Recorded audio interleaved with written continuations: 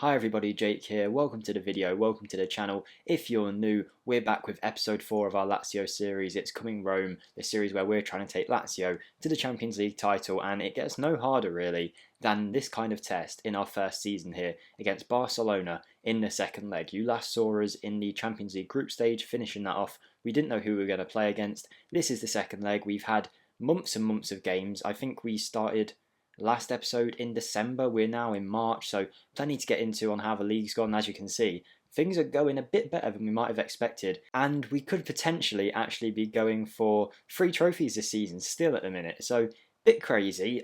There's no guarantees we're going to win any of them, but we've actually with a pretty good chance, and our team's been in incredible form. We've also had a January transfer window, so there's plenty to get into, so feel free to stick around for this one. It might be a bit longer than usual. I'm going to show you some goals as well from some previous matches, as there's been so much to talk about that I just want to show you as much as I can for you guys in this episode. So as you can see, it's Barcelona today. That's who we're facing in the second leg of the first knockout rounds of the Champions League. As I did mention, this is the 4th episode, and the last 3 episodes have gone amazingly. Even the 3rd one, where it didn't have transfers in the title and it was just a match, still did very well in terms of views and likes and all that good stuff, and it's because of the support you guys are showing. So if you could hit that like button on the video, that would really mean a lot. If we can aim for 90 likes, it does really help a lot in pushing these videos out. Feel free to drop a comment down below and get involved. I love engaging with you guys, and if you want to engage a bit more, there is also a link to a Discord with over 100 members, people sharing their saves, sharing their Football Manager tips, all that good stuff. I'm sure anyone that's there will vouch for it. It's a really nice place and a really nice community we're building there. Finally, we're going to try and hit 3,000 subscribers by FM22, so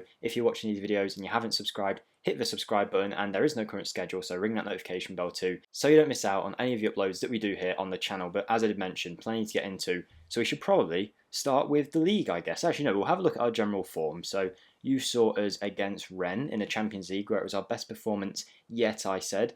It kind of dipped off after that, and I thought, oh no, but then since then, we've been incredible. Honestly, we've been incredible. I didn't think we'd be doing this well with the squad. We're definitely overperforming because our squad shouldn't be doing this well. We've had quite a lot of injuries as well, and we've managed to get by quite, I don't want to say easily, but I've never felt worried that we were ever going to, dip down to 6th place all of a sudden. I was very confident in a lot of these games that we were going to win. As I did mention, after the Rennes game, it was a bit wobbly. We lost 3-0 to Milan away. AC Milan, that is, 2 penalties and a dodgy goal. It wasn't really a fair result, I would say, but we did lose, and that was a big loss for us.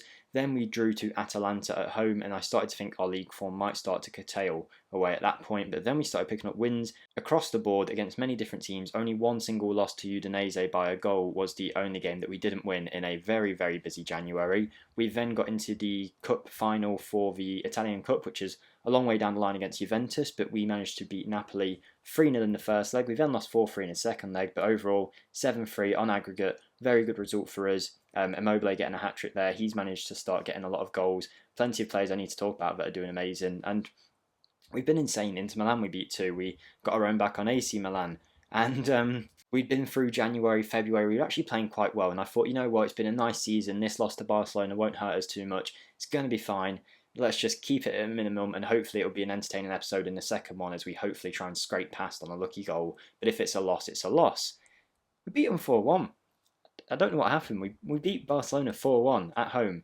It's definitely not over. They weren't bad. We got very lucky in terms of our XG because it was pretty much even, like an own goal. But Edouard and Immobile chipping in with goals, sending off for Alba halfway through the match. We didn't actually get a goal after that, but yeah, it was a very interesting one. 4-1 up.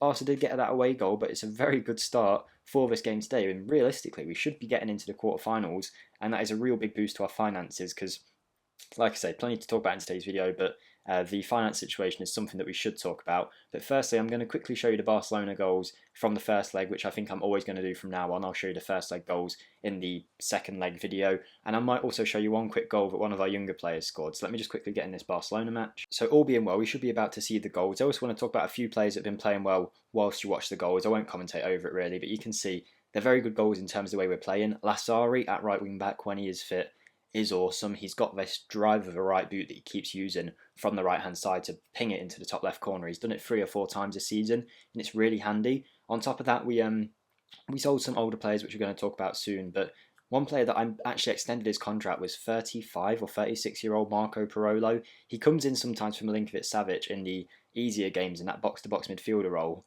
And I think he's on like 8 goals this season, maybe 7. I don't know. He keeps scoring from headers too, and he's a great like mental player. So he's really good to have as a mentor in the team group. So I think he's really good and someone that surprised me because I did not think he'd be any good. And I'm quickly just going to show you a goal. I mean, you saw the 4 there against Barcelona. Pretty good. Alba's sending off, by the way, was just a random 2-footer challenge from behind that he decided to do. Must have been frustrated.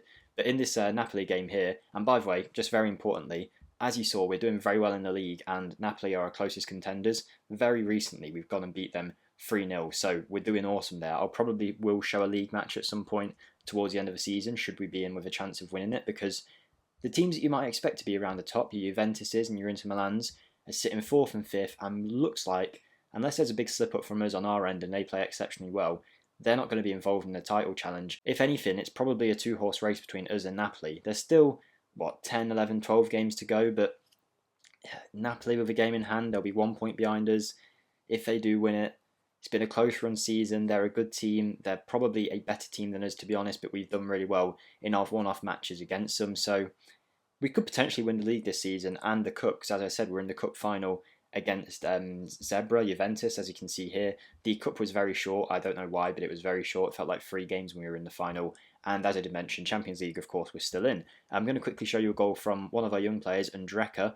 And just in terms of his squad in general, the young players in the team are starting to contribute a little bit more. And I'm talking about the super young players, like the youth academy players. I haven't brought them in. They've just been here from the start. Raul Morro is a player that, because of our system, we're retraining him to be a striker, and he's done a great job for us so far. 7 games, 3 goals apparently in the league, 4 goals altogether in 8 appearances, and he's just, he's not going to set the world alight, but he's definitely going to be a good squad player going forward, as is hopefully this guy, Andreka, and if he doesn't, this is what he'll be remembered for. He scored a great goal. Let me just get it up. Okay, so this is the match against Napoli. It was the first leg in the cup. As you can see, Morro, the youngster, getting a goal there. Gavi, who we also signed really early on, has scored at the age of 16 to become the youngest ever goal scorer.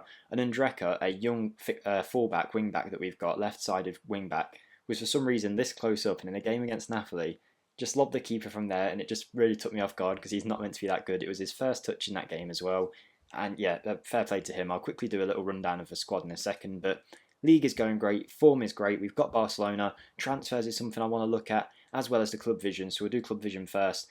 Board lovers, the one problem that is, the one thing that is a problem is this required break-even in the transfer market. It's never came up in any of my criticisms yet, which makes me think it's going to be an end-of-season judging thing, where at the end of the season, my manager performance might take a bit of a hit.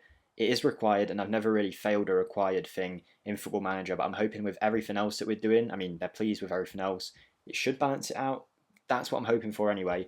Basically, they wanted me to spend as much as we made from player sales, which isn't really possible when the likes of Luis Alberto is probably one of the highest valued players, and no one came in for him despite the fact that he had plenty of interest.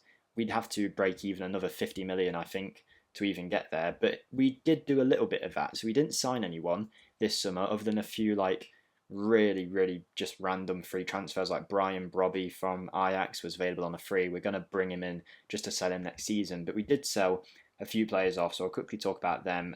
Who have we sold? Matteo Masuccio. He's gone to join Al Ain. I don't really know who they are. So they're in the United Arab Emirates League, Premier League over there.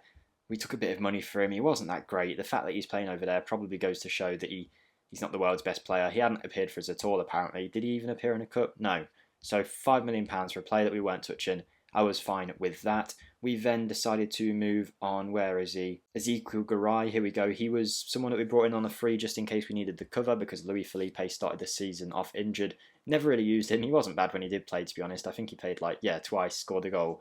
But he's moved for £875,000. Realistically, it's just to stop the wage bill being run up. He was on like 50 grand here, 30 grand, whatever it might be. So yeah, I was fine with him moving on. And we sold captain Senad Lulik to Shabab Al Ali in the United Arab Emirates yet again. So he's moved on. He was definitely still a good wing back, but his contract was running out. He wanted to be an important player. I've got no interest in making this guy the most important player in the team. He was a great leader. He's been great for Lazio for many years by the looks of it, but just for us, he hadn't even appeared this season, as you can see. He was injured for most of it, so 500 grand to get one of the highest paid players off the books. He's on 80 grand a week out at Shabab, so he's loving it. He's moved on, as has Pepe Reina. Backup goalkeepers, I never really touch him. Another one where it was more the fact that his wages were quite high. I wanted to move him on. He's gone to Al Duhal in Qatar, in the Stars League, apparently. Yeah, he moved on for a fair bit of money. Overall, probably only about £7 million made. Finances wise, we're doing okay, but I did a lot of instalment kind of transfers in the first transfer window, so that's probably going to take a hit in the future. Our transfer budgets probably won't be any big until we start getting 3 or 4 seasons in the Champions League. So I'll stop talking in a second, but that's what we kind of did. Just sold a lot of the older players and brought through the ones, because them older players were just squad depth options. Like if 2 people got injured, they might have a chance. So we've just brought some youth players up instead, and they can do the same job. You've seen Undreka on the left-hand side. He's a decent wing-back option. Novella is a right wing-back option of similar quality. We've got a centre-back hanging around if I can find him. If I sort by age, look, we've got, there he is, Armini. He's a decent centre-back option and can play all along the back line. We've got this guy coming in instead of Pepe Reina. Pepe Reina played twice, was very, very poor. Alia is there just in case we need him.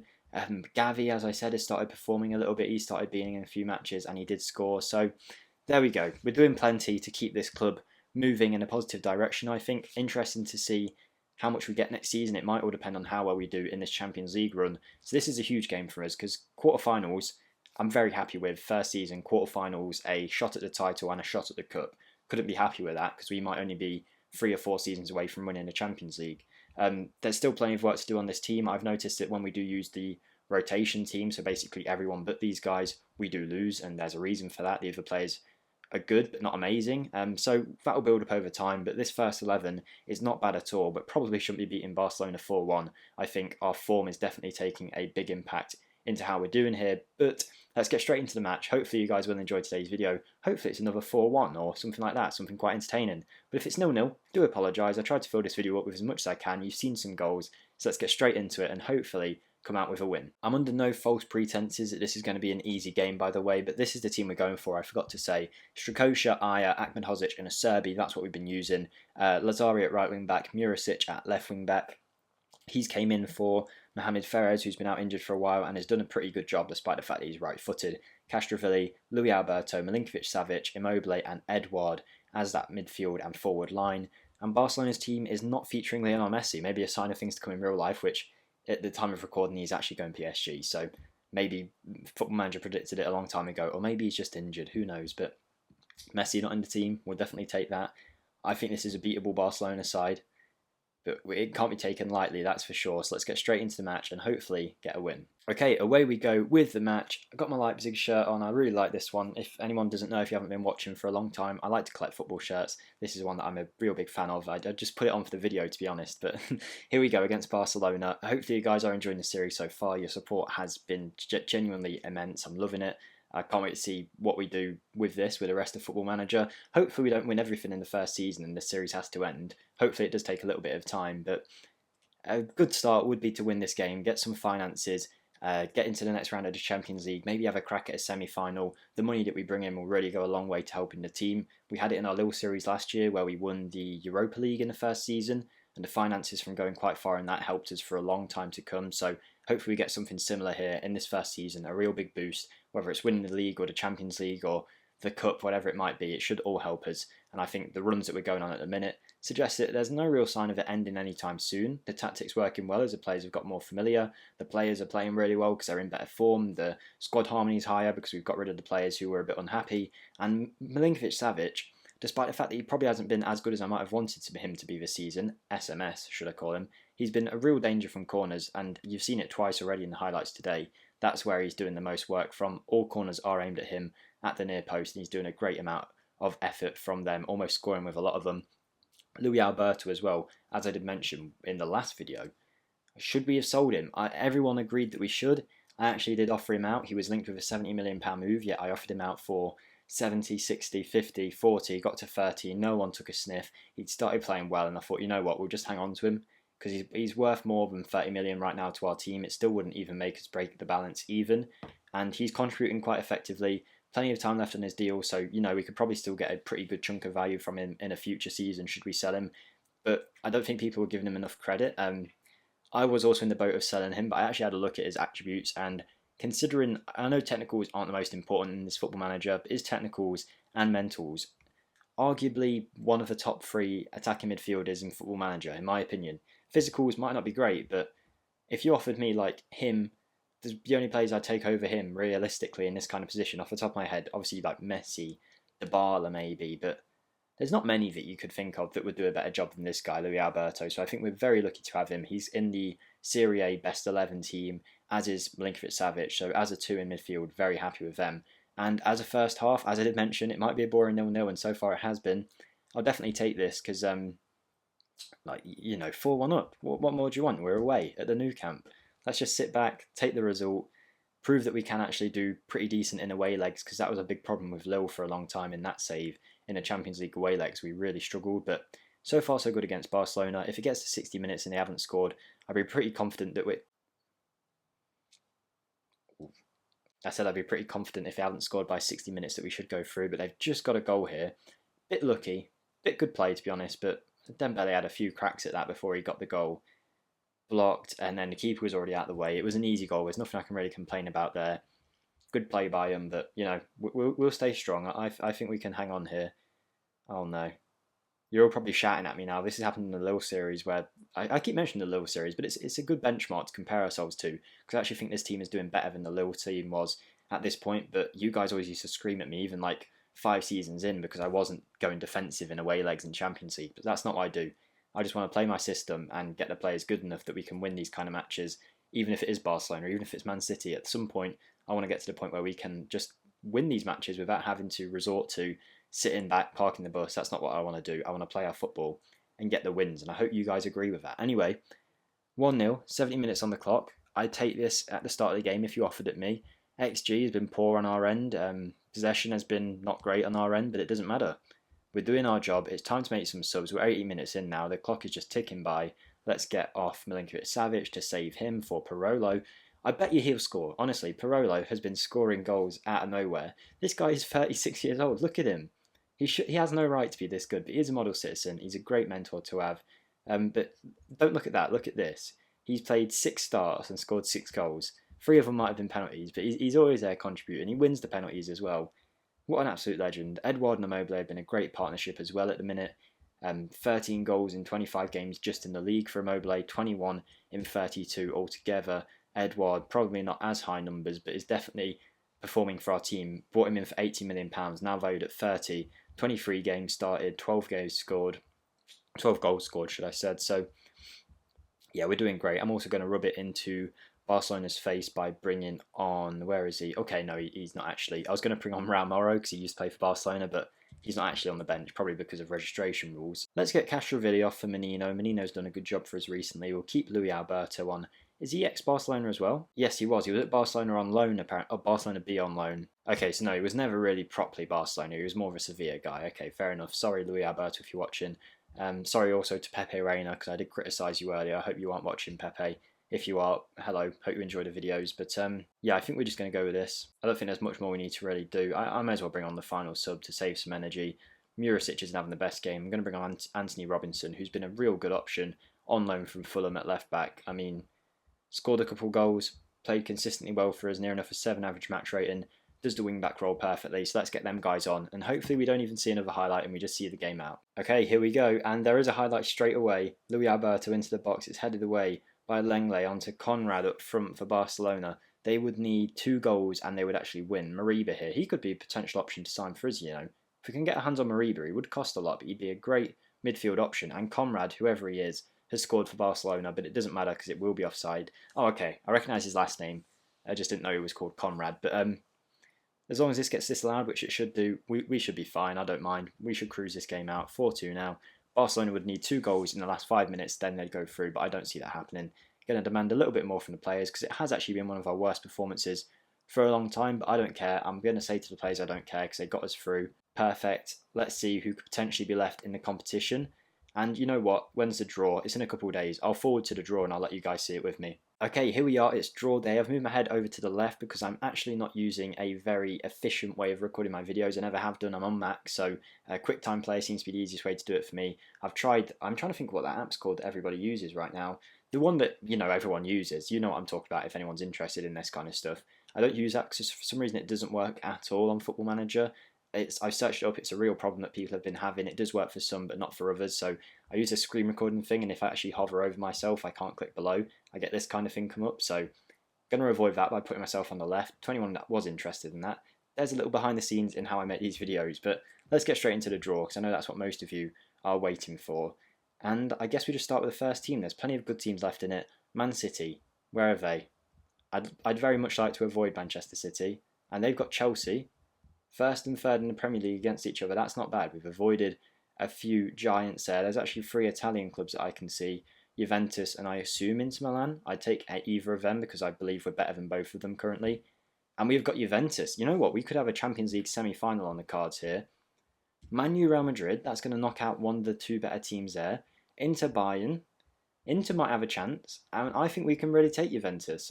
I think we can do it. If we look at how we've performed against them in previous games, let's just quickly have a look. Last time we played them, we beat them 2-1 at home. Obviously, that's the only time we played them so far. But we can also see who we've got in the semi-final as well if we do this. And we will play the winner of Man City Chelsea. So what if we win it in the first? We're not going to, but I think we could actually take Juventus. So that's what you're going to see next. Juventus in the Champions League. Not long away either, I can imagine, if we have a look. It's probably not too far. It's not. It's literally around the corner because the first season in Football Manager, obviously it's a bit messed up because of the whole COVID timeline thing. So plenty of games in March. Only in a few games' time I'll record the Juventus episode. So expect the episode to be out fairly soon. And that'll be the end of today's ones, guys. So hopefully I've enjoyed it. Hopefully you did enjoy us getting past Barcelona. A lot more detailed than the usual episode, this one. So thank you to anyone who has stuck around throughout all of it.